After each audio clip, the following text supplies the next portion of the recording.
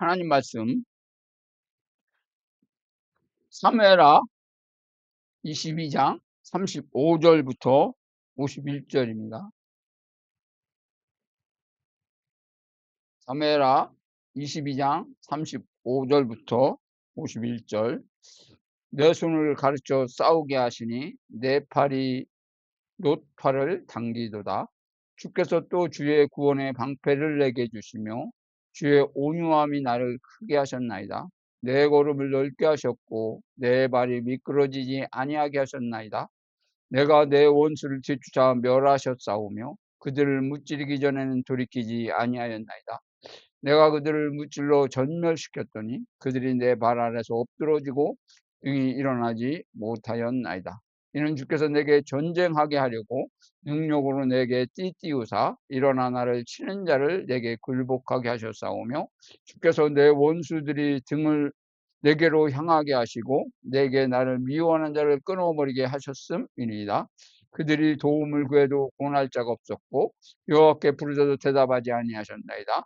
내가 그들의 땅을 티끌같이 부스러뜨리고 거리에 진흙같이 밟아 헤쳤나이다. 주께서 또 나를 내 백성이 다툼에서 건지시고 나를 보존하사 모든 민족의 으뜸으로 삼으셨으니 내가 알지 못하는 백성들이 나를 섬기리이다. 이방인들이 내게 굴복하며 그들이 내 소문을 귀로 듣고 곧 내게 순복하리로다. 이방인들이 쇠약하여 그들의 견고한 곳에서 떨며 나오리라. 여호와의 사심을 두고 나의 반석을 찬송하며 내 구원의 반석이신 하나님을 높일지로다. 이 하나님이 나를 위하여 보복하시고 민족들이 내게 복종하게 하시며 나를 원수들에게서 이끌어내시며 나를 대적하는 자 위에 나를 높이시고 나를 강포한 자에게서 건지시는도다. 그러므로 여호와여 내가 모든 민족 중에서 주께 감사하며 주의 이름을 찬양하리이다.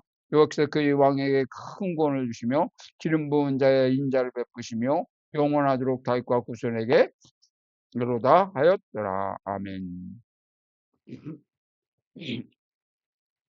다윗은 전쟁에서 누가 승리케 하셨다는 것을 말씀하고 있습니까? 여호와께서 승리케 하셨다. 하나님이 다윗을 위해 싸우셨다면 당연히 승리하는 거예요. 하나님을 대적할 그 어떤 자가 있겠습니까? 문제는 다윗이 싸우지만 그 싸움이 하나님이 함께하느냐 함께하지 않느냐 이거에 따라서 승패가 결정되는 겁니다. 그러니까 주인공이 다윗이 아니라 하나님이랍니다. 우리가 다윗을 본받아서 승리하는 게 아니라 다윗이 무엇을 했기 때문에 하나님이 도운 게 아니라 하나님이 다윗을 선택하셔서 다윗과 함께 하심으로 다윗은 승리할 수밖에 없음을 말씀하고 있는 거예요. 그러면 하나님이 나와 함께 하시면 내 인생의 삶에 많은 어려움도 있을 것이고 고통도 있을 것이고 또 시험도 있을 것이고 여러 가지 문제 사건들이 있을 것입니다. 결국은 어떻게 되죠? 승리한다는 거예요. 다윗 이야기가 아니라 나의 이야기입니다. 오늘 하나님 백성들의 이야기입니다. 그럼 오늘 이 승리를 통해서 하나님이 어떻게 이기게 하시는가를 우리가 봐야 되는 거예요. 그래서 이 말씀을 통해서 우리가 위로를 받고 힘을 얻고 지금의 어려움을 이길 수 있는 거죠. 왜? 하나님이 함께하죠. 하나님이 싸우시잖아요. 누구 때문에? 하나님 백성. 주인공이 하나님 백성이라고.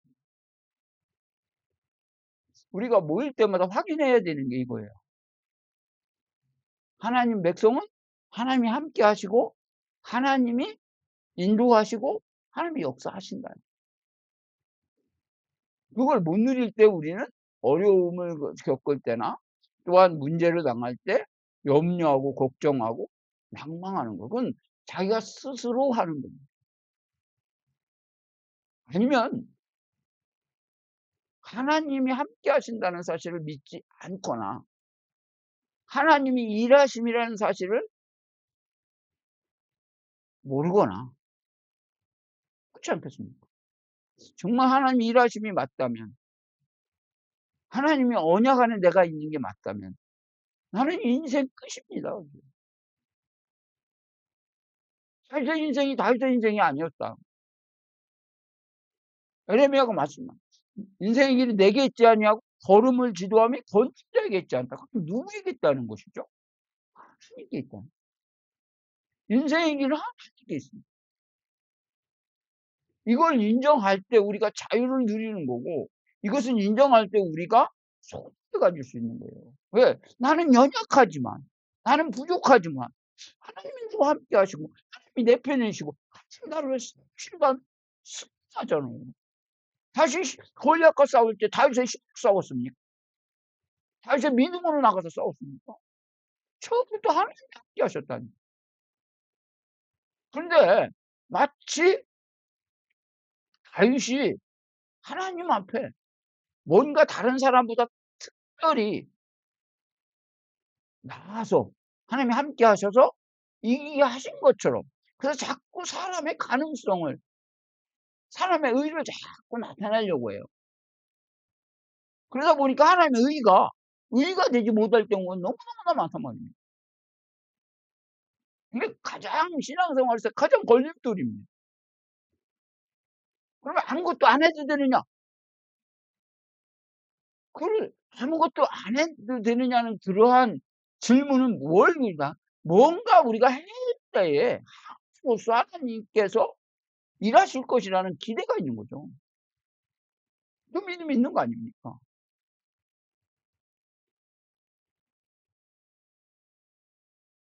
그럼 오늘 어떻게, 오늘 본문을 통해서 어떻게 다윗이 승리했는가를 한번 찾아보겠습니다. 본문 말씀 35절. 내 손을 가르쳐 싸우게 하시니, 내 손을 가르쳐 싸우게 하신다, 이렇게 말씀하셨어요. 가르쳐라는 것은 라마드, 훈련하다, 단련하다. 그러니까 하나님이 다윗을 승리케 하시기 위해서 단련하셨다는 거죠. 야만 17장 3절.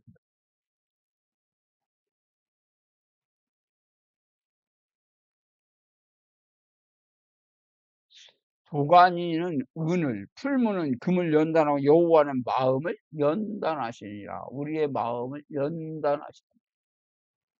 뭘 통해서?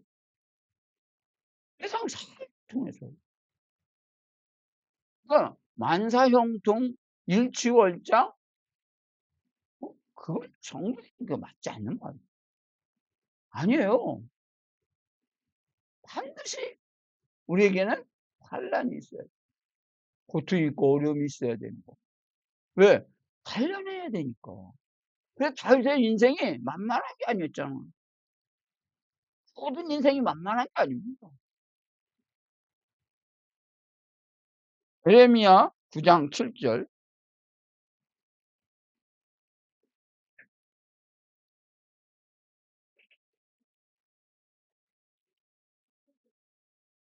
그러므로 만군의 여호와께서 이같이 말씀해, 보라, 내가 내 딸 내 백성을 어떻게 찰고 그를 녹이고 연단하리라. 하나님 말씀하시잖아요. 녹이고 연단하겠다는 거예요. 내 백성이니까.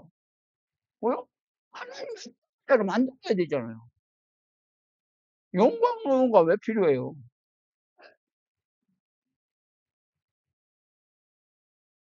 피를 녹여서 원하는 제품을 만들기 위해서 용광이 필요한 거잖아요.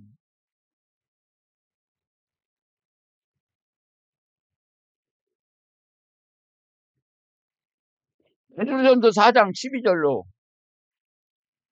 그렇습니다. 베드로전서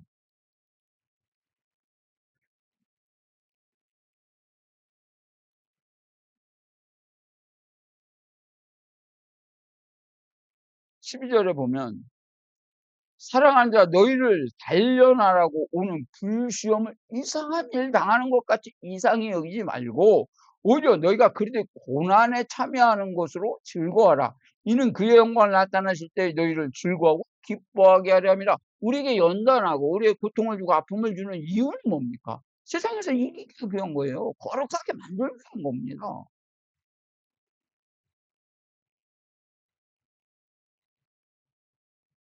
우리가 이 말씀을 삶에서 적용을 할 때 우리는 불신자들처럼 어떠한 어려움과 어떠한 시험이 올 때에 그렇게 낙심하지 않는단 말이죠. 왜 이걸 믿으면 인정할 수 있다는 거죠. '아 세상은 이럴 수밖에 없구나.' 그렇다고 해서 어려움을 만들어내라는 게 아닙니다. 어려움이 있는데 그냥 방치하라는 얘기도 아닙니다. 어려움이 있으면 어려움을 이기기 위해서 노력해야죠. 그건 당연한 거예요.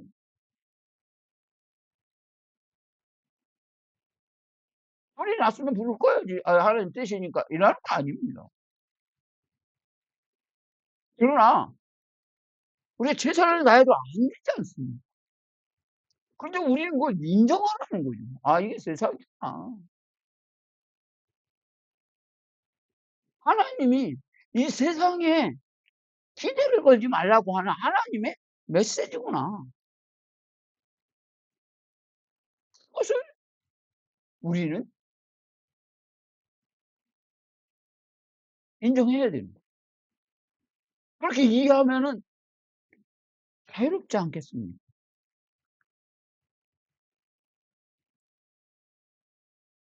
구원의 방패를 주시고 온유함을 더했다 이렇게 말씀하십니다.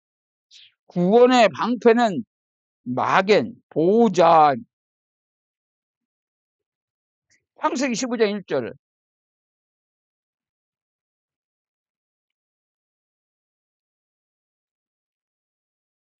하나님 뭐라고 말씀하십니까? 이에 여호와의 말씀 환상 중 아브라함이 말하시되 아브라함아 두려워하지 마. 나는 너의 방패요. 하나님의 방패면 끝난 거잖아요. 모순이라는 말이 있잖아요. 방패와 창. 방패의 장수가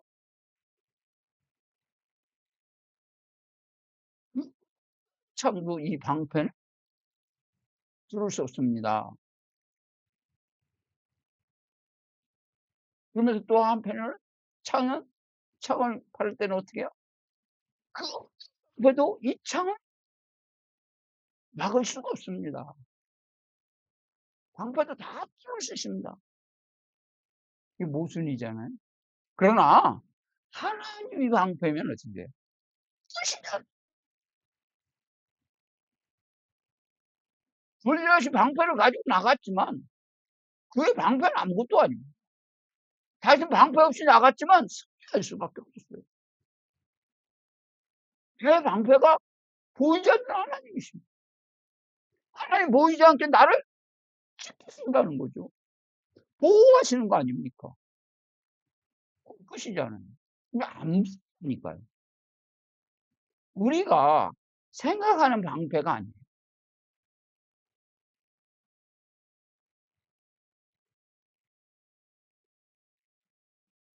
자, 그도 온유함을 더해줬다고 했는데 온유하면 아바나 겸손입니다. 잠언 15장 33절.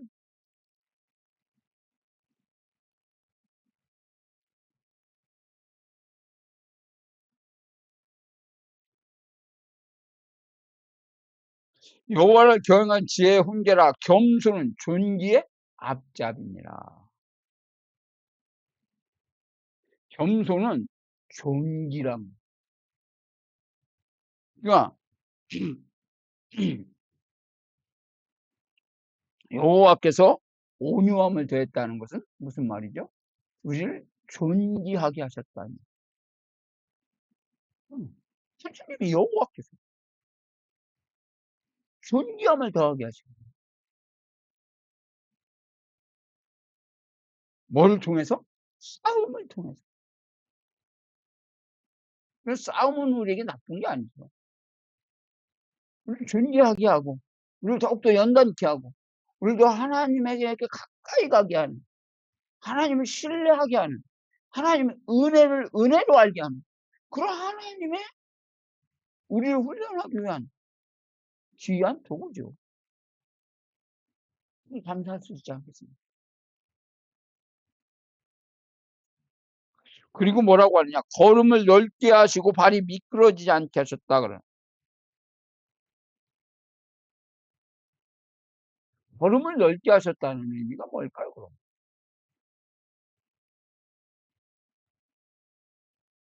미끄러지지 않게 했다. 그러니까 걸음을 넓게 한다는 의미는 뭡니까? 지금 적하고 싸우고 있잖아요. 근데 지금 적이 도망을 가요. 그러면 어떻게 해요? 빨리 쫓아가야 되잖아요. 그럼 걸음을 넓게 하신 거예요. 그러니까 지금 적군이 도망가는 가운데서 쫓아가는 모습, 이런 모습을 넓게 하신 겁니다. 그러면서 또 뭐라고 말하셨습니까? 가다가 넓게 하다 미끄러지면 안 되잖아요.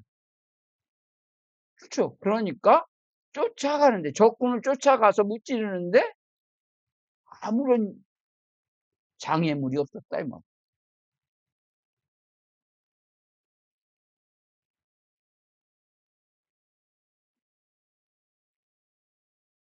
그러니까 뭐요? 쇠 없는 승리를 하게 하시는 거죠. 그러니까 뒤돌아보는 게 아니라 계속 쫓아가는 거예요. 히브리서 10장 38절 한번 보겠습니다. 우리의 삶은 어때야 됩니까?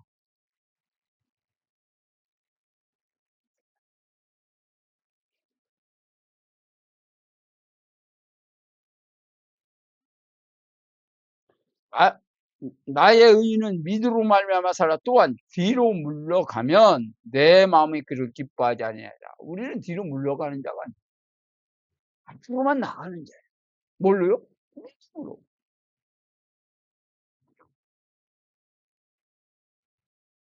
믿음은 우리를 후퇴하게 하지 않는다. 믿음은 우리를 승리케만 하는 거예요. 그래서 믿음으로 사는 사람은 나를 믿는 게 아니잖아요. 하나님을 믿는 거잖아요. 오늘 하나님이 싸우신다는 걸 믿는잖아요. 오늘 하나님이 어려운 가운데 함께 하시고 나를 연단하신다는 사실을 믿는 거잖아요.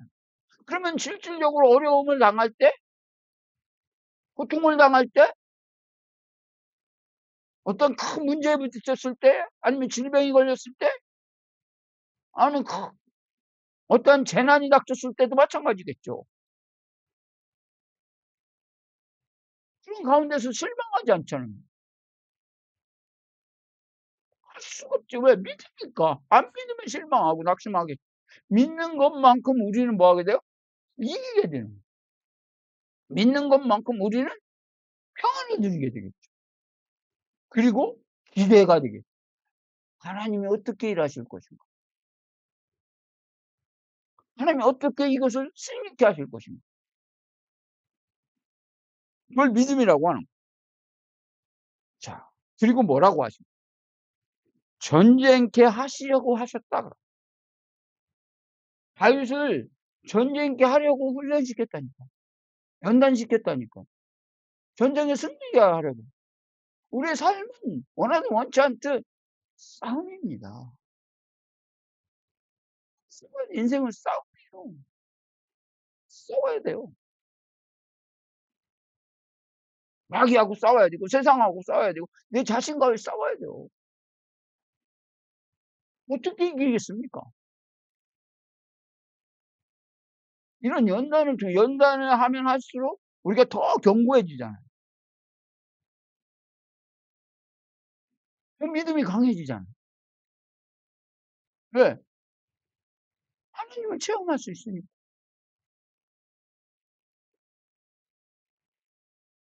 연단이 거듭될수록 우리는 하나님의 은혜를 더 깊게 이해할 수 있다. 연단은 반드시 필요한 거구나. 하나님이 우리에게 더 좋은 걸 주시려고 나에게 이런 어려움과 연단을 하시는구나. 거룩하고 흠이 없게 만드는. 하나님이 합당한 그릇으로 만든 더 넓게는 하나님 예비된 나라를 상속케 하려. 그래서 이 작업을 이 세상 속에서 우리의 삶 속에서 우리 인생을 통해서 여러 가지 사건과 문제와 사람 관계를 통해서 하시는 거예요. 하시는 거예요. 그러니까 우리에게는 필요 없는 게 아무것도 없어요. 다 선한 겁니다. 선한 겁니다. 그래서 자유함을 누릴 수 있죠. 선악간의 자유함을 누릴 수 있는. 그게 기독교의 복음의 내용입니다. 복음은 정죄하지 않습니다. 복음은 선악을 구분하지 않습니다. 복음은 모든 것을 허용합니다. 수용합니다. 복음을 우리가 대적해서 그렇지, 복음을 우리가 믿고 받아들이면 다 사는 겁니다. 그렇잖아요.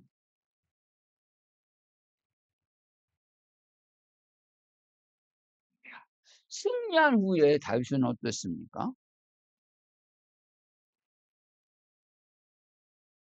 백성의 다툼에서 건지셨다.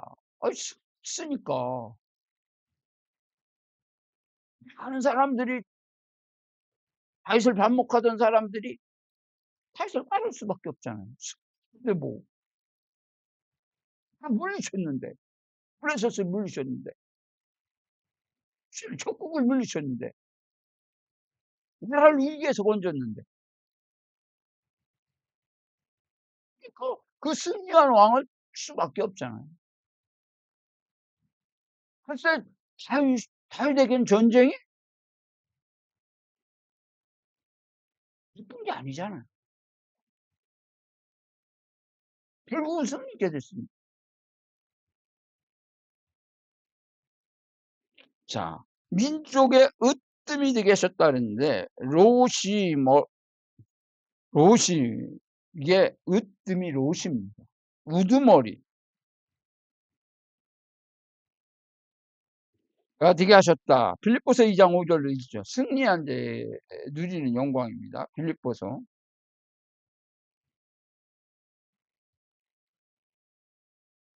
2장.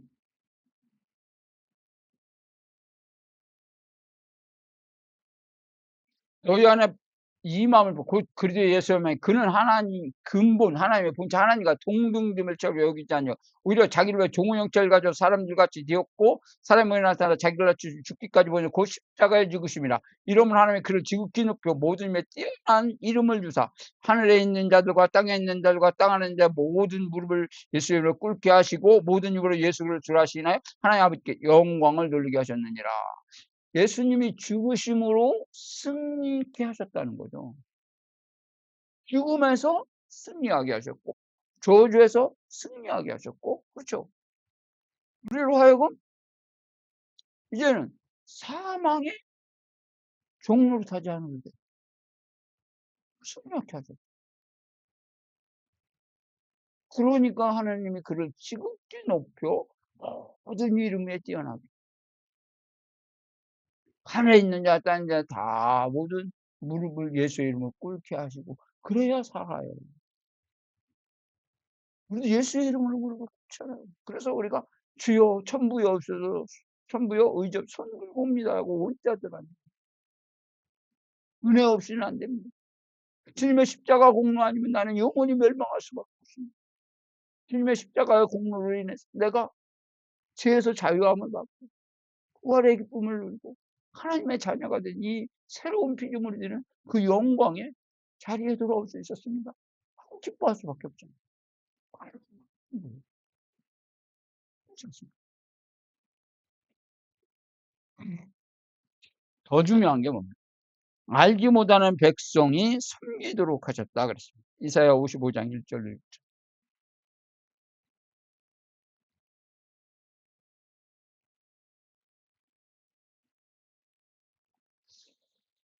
자, 오라 너희 목마른 자들아 물로 나오라 돈 없는 자도 와라 너희는 와서 사 먹되 돈 없이 값없이 와서 포도주와 저를 사라. 너희가 어찌하여 양식 아닌 것을 위하여 은을 달아주며 배부르지 못한 것을 위하여 수고하느냐. 내게 듣고 들을지어다. 그리하면 너희가 좋은 것을 먹이며 너희 자신들이 기름인 것으로 즐거움을 얻으리라. 너는 귀를 기울이고 내게로 나와 들으라. 그리하면 너희 영혼이 살리라. 내가 너희를 위하여 영원한 언약을 맺은 곧 다에게 허락한 확실한 은혜라. 보라, 내가 그를 만민중에 주는 세웠고 만민의 인도자를 명을 삼았으니 보라, 내가 알지 못하는 나라를 내게 부를 것이요 너를 알지 못하는 나라가 내게로 달려올 것은 여호와 내 하나님 이스라엘 거룩하시는 말미암이라. 이는 그가 너를 영화롭게 하였느니라. 너는 여호와를 만날 때 찾아라. 만한 때에 찾으라. 가까이 계실 때 그를 찾으라. 무슨 말입니까 지금? 오늘 여기에 보니까 3절에 보니까 55장 3절에 너는 귀를 기울이고 내게로 나와 들으라. 그리하면 너희 영혼이 살. 내가 너희를 위하여 영원한 언약을 맺으니 곧 다윗에게 허락한 확실한 은혜. 다윗에게 허락한 확실한 은혜가 뭡니까? 지금 만민 중에 증인으로 세웠고 만민의 인도자로 삼았으니 하면서 5절입니다. 보라, 네가 알지 못하는 문타는 나라가 되게 부를 것이요 다윗의 품에 안기는 거죠. 그러니까 다윗에게 정복당하는 것은 사람. 우리가 그리스도의 종 아닙니까? 그리스도에게 속했을 때에 사는 거잖아요. 모세에 속하여, 그렇죠. 이스라엘 백성들이 다 홍해를 건넜지 않습니까? 사는 거잖아요. 우리가 예수한테 무릎을 꿇을 때 그게 사는 거잖아요. 우리가 하나님의 무릎을 꿇을 때 사는 거잖아요. 베드로가 나는 죄인 없으나 나를 떠나서 했을 때 사는 거잖아요. 내 의가 아닌 하나님의 은혜를 필요로 할 때 사는 거란 말이에요. 그죠? 그래서 그 복음은 모든 그 어떠한 사람들도 신분과 어떠한 권세와 능력과 상관없이 복음으로 들어오면 다 삭습니다. 그걸 말하는 거예요, 지금. 백 얘기가 아니잖아요. 예수 그리스도를 통한 승리한 하나님의 백성들의 얘기예요. 다른 얘기입니까, 이게?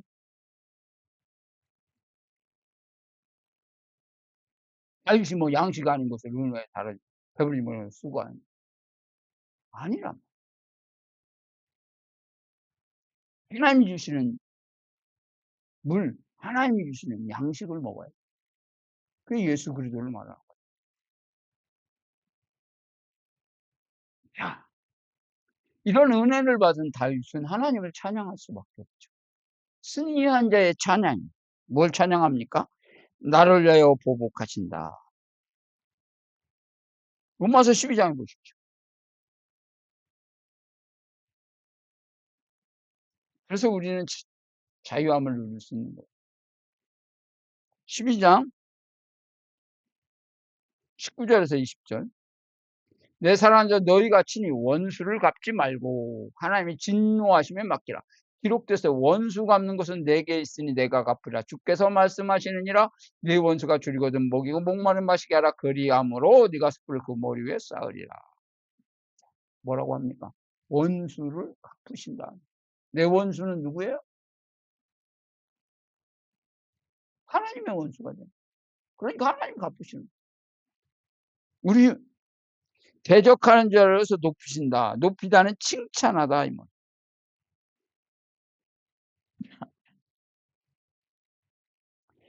강포한 자에게서 건지셨다 그랬습니다. 창세기 6장 11절.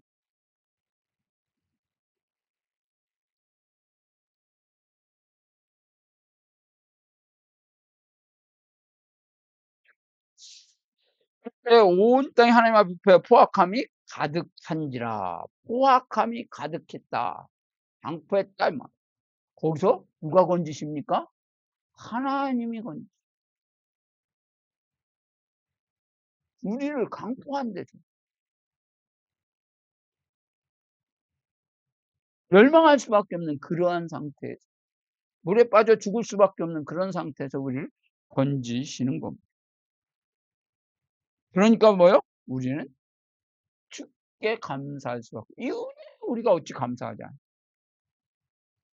어떻게 감사합니까? 시편 50편 23절.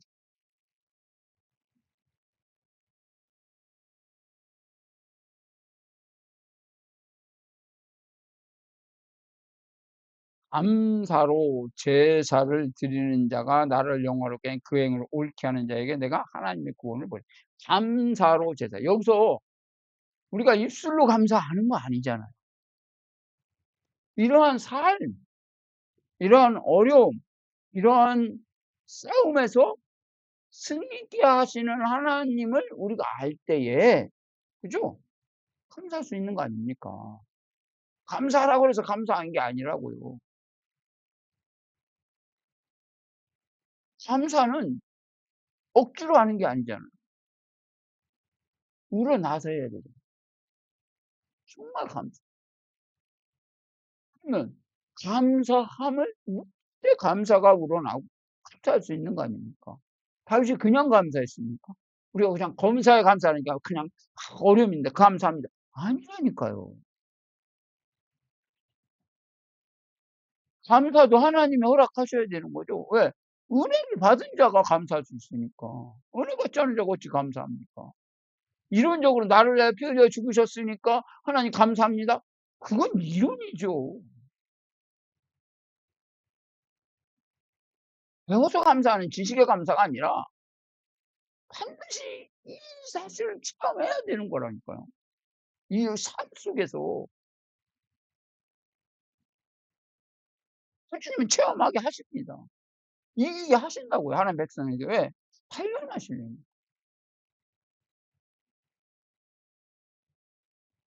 감사, 제사를 드릴 수밖에 없잖아요.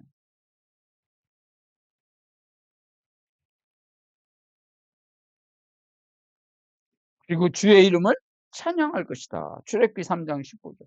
주의 이름.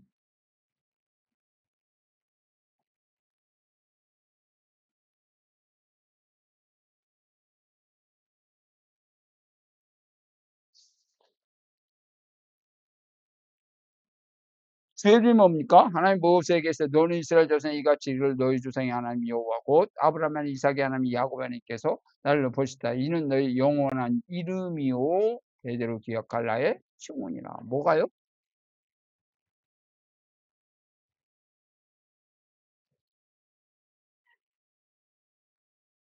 여호와. 14절은 스스로 있는 자 여호와가 대대로 기억할 이름. 구원의 하나님, 약속의 하나님. 그렇죠? 그 하나님의 이름을 찬양하고.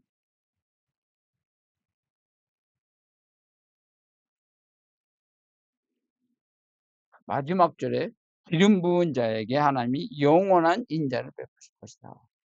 기름 부은 자. 기름 부은 자가 누구예요? 왕? 선지자? 제사장. 그렇죠? 그리스도란 말이에요. 그리고 우리가 왕 같은 제사장이요? 거룩한 나라요? 그의 소유된 백성이라니까. 그리고 기름 부은 자에게 인자를 영원히 베푼다. 그러니까 하나님이 나를 택하셔서 기름 부으셔서 뭐 하는 거죠, 지금? 이 역사 속에서 살게 하는 거예요. 하나님 영광을 위해서 살게 하는 거예요. 그러니까 의미 없도록 만들기 위해서 지금도 싸워서 승리케 하신다는 거예요. 그래서 오직 하나님만을 의뢰하고 그 하나님만을 기뻐하며 하나님께만 소망을 두며 나의 정체성을 잃지 않고 그 하나님을 찬양하며 감사하며 사는 존재들입니다. 거룩하신 아버지 감사합니다. 지금도 하나님은